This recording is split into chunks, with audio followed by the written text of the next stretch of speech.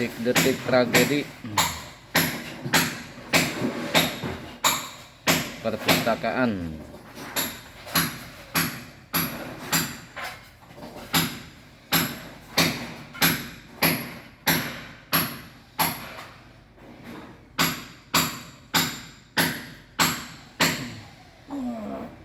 Wow, itulah tragedinya.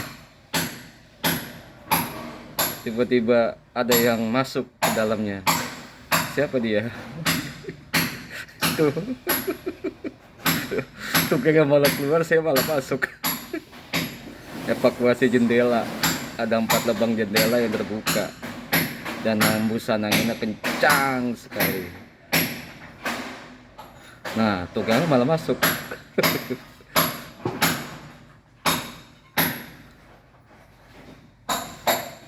Patah ininya ya, Pak. Penyangganya patah.